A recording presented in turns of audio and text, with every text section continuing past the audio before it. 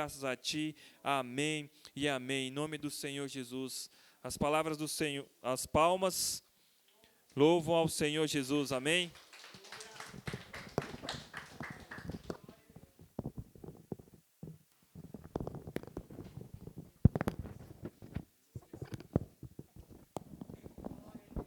Glória a Deus. Obrigado. Glória a Deus. Cumprimentamos a amada igreja com a graça e a paz do Senhor Jesus. Amém? É uma alegria contemplar aqui cada irmão, cada irmã, para juntos adorarmos ao Senhor nesta noite. Agradecemos mais uma vez pela presença da irmã Tereza, né, irmã Tereza? Glória a Deus. Está aí firme e forte. Alguns irmãos e irmãs não puderam estar aqui por motivo justamente de enfermidade, né? Gripe e outras situações. Mas graças a Deus que aqui estamos. O Senhor tem nos guardado e tem nos abençoado. Mesmo assentados, vamos ler a palavra de Deus no Evangelho de João. Glória a Deus. Evangelho de João, capítulo 14. Buscando o avivamento espiritual. Glória a Deus. Buscando o avivamento do Espírito Santo de Deus para as nossas vidas. Evangelho de João, capítulo 14, a partir do verso 15. Assim diz a palavra de Deus: Se me amais, guardareis os meus mandamentos, e eu rogarei ao Pai, e ele vos dará outro consolador, a fim de que esteja para sempre convosco. O Espírito da verdade, que o mundo não pode receber, porque não o vê, nem o conhece. Vós o conheceis, porque ele habita convosco e estará em vós. Não vos deixarei órfãos, voltarei para vós outros. Glória a Deus. Capítulo 15, logo aí à frente. Versículo 26 agora. Capítulo 15, versículo 26.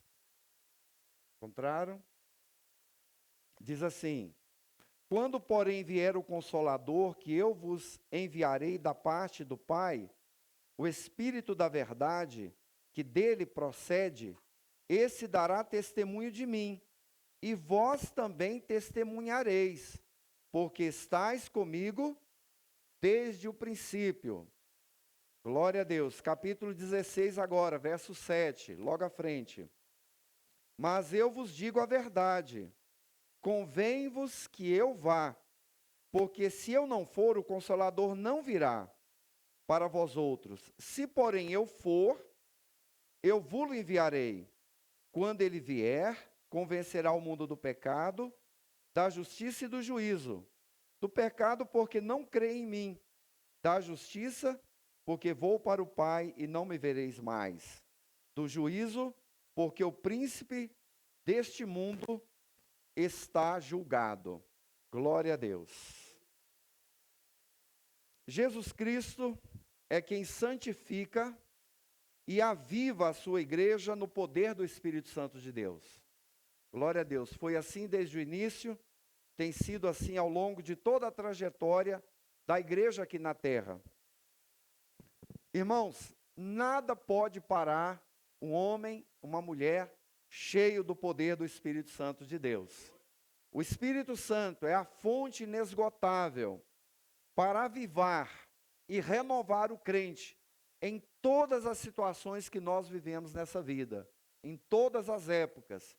Não importa o que passa, seja luta, seja perseguição contra a igreja, o poder do Espírito Santo sempre renova, fortalece e anima. Sem o Espírito Santo, não há conhecimento de Cristo Jesus, não há conhecimento do Evangelho, e nem o avivamento verdadeiro. Porque o avivamento verdadeiro vem do Espírito Santo de Deus. E nós precisamos crescer no poder do Espírito Santo, crescer no avivamento, desejar e clamar para receber mais da graça, da unção, do poder, da virtude do Espírito Santo de Deus para a nossa vida, para sermos crentes avivados, cheios do fogo do Espírito Santo. E eu gosto de dizer, cheio do fogo, e onde pisa nem capim nasce, porque queima tudo, cheio do poder e da unção. Glória a Deus. E o que nós precisamos fazer então, amados? Na busca desse verdadeiro avivamento do Espírito Santo de Deus. Primeiro, conhecer mais sobre o Espírito Santo de Deus. Quem é o Espírito? Quem é o Espírito Santo de Deus? Muitos acreditam que é uma força, que é um sentimento positivo, que é uma influência espiritual. Não. O mundo não sabe, o mundo não conhece e nem pode receber. Como nós lemos, o mundo não pode receber, porque não conhece quem realmente é o Espírito Santo de Deus. Como lemos no capítulo 14, versículo 17. O Espírito Santo de Deus é uma pessoa espiritual. Deus Pai é a pessoa paternal da Trindade. Jesus o Filho é a pessoa filial da Trindade. E o Espírito Santo é a pessoa espiritual, que faz parte da Trindade. E o Espírito Santo, ele tem personalidade e atributos próprios de uma pessoa. Ele tem vontade, ele tem sentimento, ele tem entendimento. Várias referências do Novo Testamento mostram o Espírito Santo manifestando a sua vontade, manifestando conhecimento. Ele também realiza atos de uma pessoa, porque ele fala, ele ensina, ele testifica, ele guia, ele intercede em favor do cristão. Portanto, tem atributos e atos próprios de uma pessoa. E esses atributos do Espírito Santo de Deus, próprios da pessoa espiritual, é que nos possibilita termos um relacionamento pessoal com o Espírito Santo de Deus, sermos mais próximos dele e ele se manifestar em nós. Então nós precisamos conhecer mais intimamente, usufruir desses atributos, dessas ações que o Espírito Santo de Deus realiza na nossa vida. E a palavra de Deus também fala, o próprio Senhor Jesus nos ensina, nesses versículos que nós lemos, que o Espírito Santo é o Consolador. É o título dado ao Espírito Santo aqui no Evangelho de João. E o Evangelho de João foi escrito para a igreja e apresenta Jesus como Filho de Deus. E aqui o Filho de Deus apresenta o Espírito Santo como Consolador, dizendo, outro Consolador, colocando-se lado a lado com o Senhor Jesus Cristo. E o capítulo 14 que nós lemos, depois da última ceia, o Senhor Jesus fala da sua partida, que ele precisava subir ao Calvário, ser crucificado, morrer, ressuscitar e depois voltar para o Pai. E os discípulos então ficaram tristes, preocupados, como vai ser agora? O Senhor Jesus vai subir para o Pai e nós, como é que vamos ficar aqui? Como que nós vamos falar do Evangelho de Jesus? Como é que nós vamos anunciar às outras pessoas? O que vai acontecer conosco? Então Jesus começa, aí a partir do versículo 1 do capítulo 14, consolando os seus discípulos, dizendo, olha, não fique com o coração perturbado, não fiquem tristes, não fiquem preocupados com o que vai acontecer. Credes em Deus, credes também em mim. Na casa de meu pai há muitas moradas. Se assim não fora, eu vos teria dito, pois vou preparar-vos lugar. E voltarei e vos recebereis, para que onde eu estiver, estejais vós também. Então o Senhor Jesus começa a consolar os seus discípulos com essas palavras. E logo mais à frente, ele anima e fortalece, falando do céu, falando que os discípulos poderiam realizar obras maiores, se eles crescem, se eles permanecessem com a sua fé firmada em Cristo Jesus. Então o Senhor Jesus fala, a partir do versículo 15 que nós lemos, ele começa a dizer que vai rogar ao Pai, para que envie outro Consolador, para que esteja para sempre com os seus discípulos. E isso aconteceu. O Senhor Jesus subiu, o Espírito Santo foi derramado sobre a igreja, e o Espírito Santo de Deus está conosco para sempre. Ele está sempre com a sua igreja, sempre com os seus filhos, com as suas filhas. Ele é sempre presente nas nossas vidas. Às vezes você pensa assim, em determinado momento, estou sozinho nessa situação, ninguém está olhando para mim, ninguém sabe o que eu estou passando, ninguém imagina como está o meu coração. Saiba que o Espírito Santo de Deus sonda os nossos corações, ele sabe o que passa e ele intercede por nós. Ele clama em nosso favor.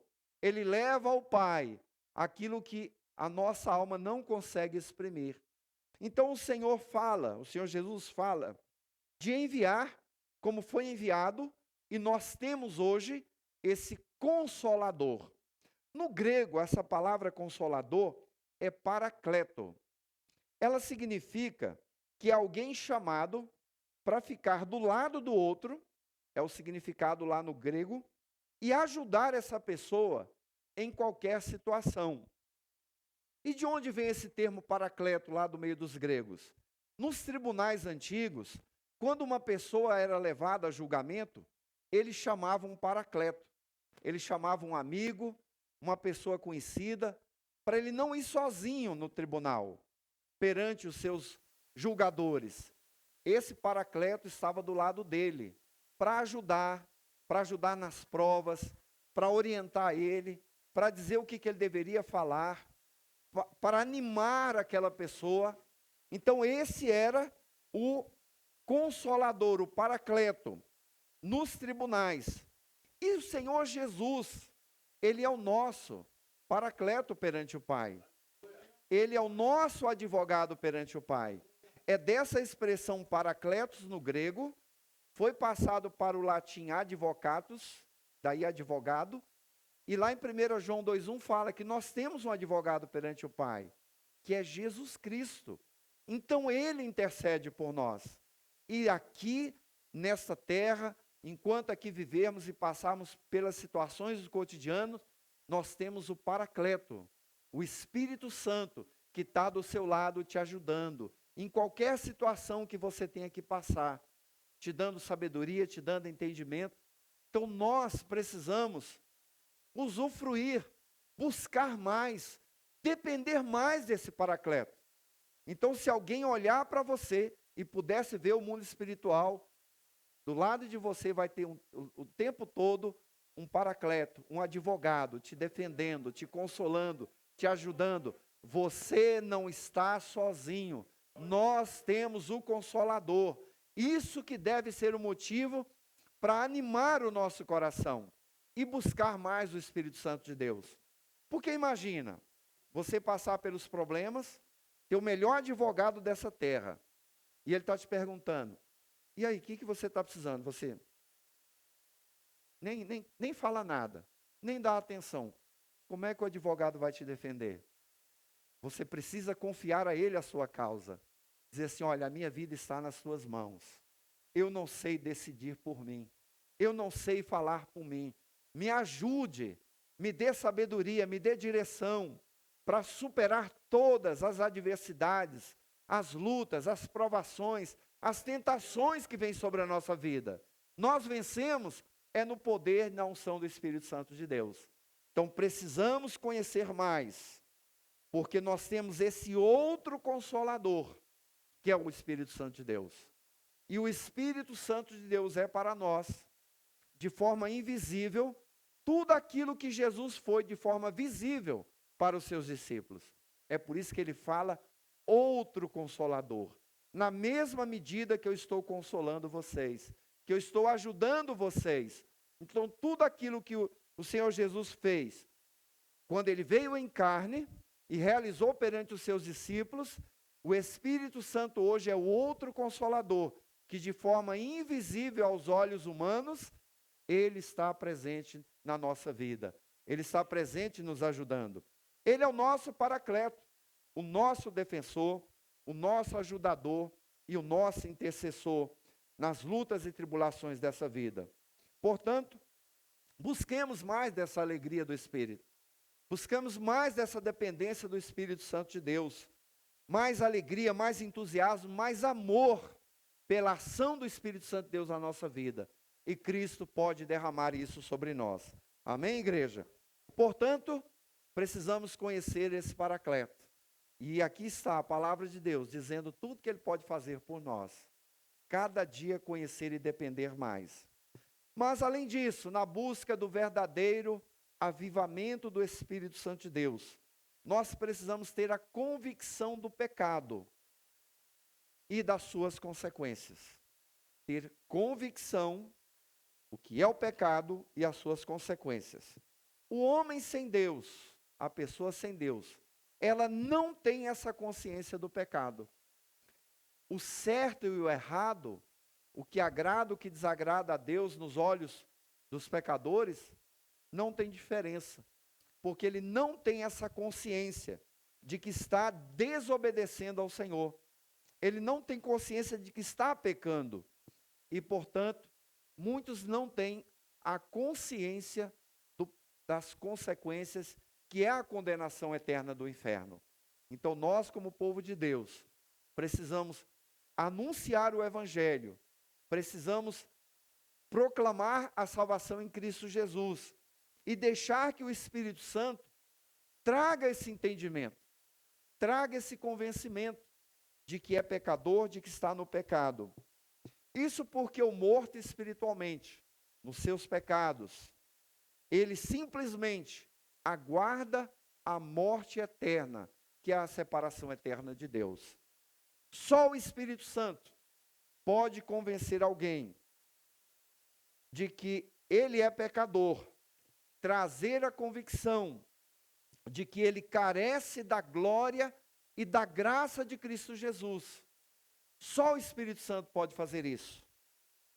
E o Espírito Santo desperta, portanto, essa consciência da culpa e da necessidade de conversão a Cristo Jesus, de se arrepender dos seus pecados, de crer em Cristo e de confessá-lo como Senhor e Salvador, para perdão dos pecados e não ser lançado na condenação eterna do inferno.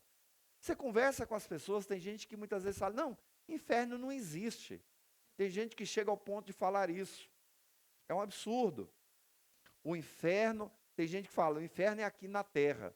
Não sabe, não imagina o que a Bíblia diz, muitas vezes, da realidade do inferno, onde haverá choro e ranger de dentes, onde o bicho nunca morre, para os séculos dos séculos. Misericórdia, que o Senhor nos guarde. Então o Espírito Santo desperta essa consciência e realiza essa obra da convicção de que é pecador. E essa convicção precisa também ser constante na nossa vida, como cristãos, para estarmos sempre buscando uma vida de santidade ao Senhor. É sabermos que somos salvos, mas termos a consciência, a convicção de que somos pecadores, de que carecemos sempre da graça de Cristo Jesus. Russell Shedd, o pastor Russell Shedd, que foi um grande estudioso da palavra de Deus, tem uma Bíblia que ele comentou do início ao fim, ele escreveu uma frase muito interessante, que a principal característica do avivamento é a convicção de que somos pecadores. Para que a arrogância, para que a soberba não suba ao nosso coração. Ah, eu sou muito bom, eu sou muito santo. Tem gente que fala assim, né? Você vai falar de Cristo Jesus, eu não mato, eu não roubo, eu sou uma pessoa muito boa, eu já tenho Deus na minha vida. Não sabe que é um pobre, não sabe que carece da graça de Cristo, não sabe que está fadada à condenação eterna. Então nós nunca podemos achar que nós já estamos tão bons que nós por nós mesmos já alcançamos tudo que tinha a alcançar nessa vida como salvo em Cristo. Nós sempre temos um degrau a mais a subir, até porque o nosso alvo é lá em cima, é na glória de Deus. Então a santificação é um passo a cada dia. A cada momento nós crescemos mais e nos aproximamos mais do Senhor. Então somos salvos sim, mas dependemos sempre de Cristo Jesus. Então nós não podemos nos acostumar com os pecadinhos dessa vida, com os pecadinhos de estimação, e achar que o pecado está no outro. E às vezes a gente não olha para o cisco que está no nosso olho. Só vê a trave no olho do irmão, né? Por isso que Jesus falou, tira primeiro o cisco do seu olho. E a gente sempre acha que o pecado do outro, que é o grave, né? E quando nós apontamos o pecado do outro, sem olhar o nosso, nós além de pecador, nos tornamos juízes sem mérito, porque estamos julgando o nosso irmão. Então nós temos que ter a convicção de primeiro nos santificar e ajudarmos o nosso irmão, orar, interceder, aconselhar, admoestar, advertir, incentivar para crescermos juntos. Por quê? Nós devemos então sempre permitir que o Espírito Santo examine o nosso coração, sonde a nossa vida e gere em nós essa profunda convicção de que somos pecadores e carecemos da graça de Cristo Jesus. Uma convicção que nos leva a olhar para nós e ver se há alguma coisa que não agrada o Senhor e pedir graça a Deus para que isso seja mudado, para que isso seja trabalhado diante do Senhor Jesus. Porque não há pecado tão grande que Cristo não possa perdoar, mas também não há pecado tão pequeno que não precise ser confessado a Cristo. Todos os pecados precisam ser confessados a Cristo. Nós não podemos ter pecadinhos de estimação. Eu renuncio tudo. Ah, mas isso aqui não. Isso aqui eu não abro mão. Não pode ser assim. Precisamos confessar. Pedir, Senhor, é pecado? A tua palavra fala que é pecado? Senhor, me ajude a me arrepender, a mudar de atitude em relação a isso. Essa atitude vai trazer avivamento, porque vai nos levar na direção da santificação ao Senhor. Então nós precisamos nos arrepender, confessar a Cristo e abandonar os pecados para caminharmos em santificação e crescermos no avivamento. Pastor Billy Graham também tem uma frase bonita sobre avivamento. Ele disse que avivamento não é descer a rua com grande tambor, mas é subir o Calvário em grande choro. Tem gente que acha que avivamento é fazer barulho, né? Vamos fazer um avivamento aqui. Tragam os tambores, né? As trombetas, vamos fazer um grande barulho. Não, o avivamento começa dentro de nós. Quando a gente vai ao Calvário, em clamor, em choro, contrito, Senhor, eu preciso da tua unção, eu preciso da tua graça. Aí sim é o avivamento brotando no nosso coração. Que o Senhor nos dê essa convicção, que nos dê esse desejo de estarmos sempre aos pés do Senhor. E assim, ter essa convicção que carecemos sempre da graça de Cristo Jesus. Outra conduta que nós precisamos ter para buscarmos o verdadeiro avivamento é buscarmos com zelo a plenitude do Espírito Santo de Deus. O apóstolo Paulo, quando ele escreve à igreja de Éfeso, ele fala para não nos entregarmos à dissolução, aquilo que é obra da carne, mas se encher do Espírito Santo. E o versículo que nós lemos, no versículo 17, diz que o Espírito Santo habita em nós, e Ele estará sempre conosco. Então, desde o dia de Pentecostes, o Espírito Santo foi derramado, o Espírito Santo passou a habitar na vida dos crentes de forma permanente. No Antigo Testamento ele se manifestava, ele impulsionava, mas agora ele habita, ele mora no coração do crente. Glória a Deus por isso, para sempre. Portanto, o corpo do salvo em Cristo, do servo e da serva do Senhor, do verdadeiramente convertido, passa a ser um templo, a morada do Espírito Santo de Deus.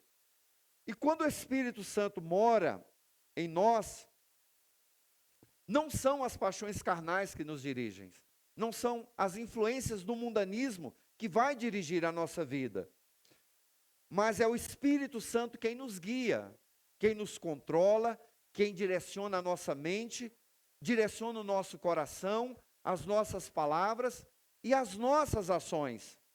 Paulo, quando escreve à igreja que está em Roma, ele diz para nós nos inclinarmos para o Espírito Santo e não para os desejos carnais da natureza caída. E essa expressão inclinar no grego é pensar, exercitar a mente e os pensamentos, é dedicar a sua mente a pensar em algo, é você alimentar o seu pensamento e ocupar a sua mente com o Espírito Santo de Deus. É pensar mais. Quanto que nós temos pensado? Quem só pensa nas coisas da carne e do mundo, será dominado por este mundo. Mas quem ocupa a sua mente com as coisas espirituais, em orar, ler, meditar, sempre pensar nas coisas que são do alto, ele será guiado pelo Espírito Santo de Deus. Portanto, devemos nos inclinar mais para o Espírito, buscar mais o Espírito Santo de Deus. Senhor, lê a palavra de manhã, ou a hora que você tiver a oportunidade, pensando e deitar pensando, Senhor, eu quero compreender mais a Tua palavra, fala mais ao meu coração. Quando você vai agir, quando você vai decidir, quando vai falar, o Espírito Santo traz a você o entendimento. E você fala aquilo que agrada a Deus. Você faz aquilo que glorifica ao Senhor. Então devemos nos inclinar, buscar mais, nos encher das virtudes do Espírito Santo de Deus. Amém, igreja? Então, na busca do verdadeiro avivamento, do Espírito Santo de Deus, o que devemos fazer, portanto? Conhecer mais sobre a pessoa e a obra do Espírito Santo. Tudo o que Ele pode fazer por nós, e em nós, e através de nós para os outros. Permitir que o Espírito Santo de Deus gere em nós uma profunda convicção do pecado. Se algo é pecado, nós não vamos negociar com ele, vamos rejeitá-lo. E assim, precisamos sempre nos arrepender e confessar a Cristo Jesus os nossos pecados, para perdão, santificação e avivamento que vem do alto para nós. E por fim, buscar com zelo a plenitude do Espírito Santo de Deus. Mais oração, mais leitura, mais meditação, permitir que a palavra não somente entre na nossa mente, mas desça ao nosso coração e mude a nossa maneira de viver. Amém, igreja? Fazendo assim, nós estaremos dando importantes passos na direção do verdadeiro avivamento espiritual. Portanto, vamos nos encher, vamos nos buscar mais o Espírito Santo de Deus e sermos crentes avivados, renovados, cheios do poder de Deus para a glória do Senhor. Amém? Recline a sua cabeça, vamos orar.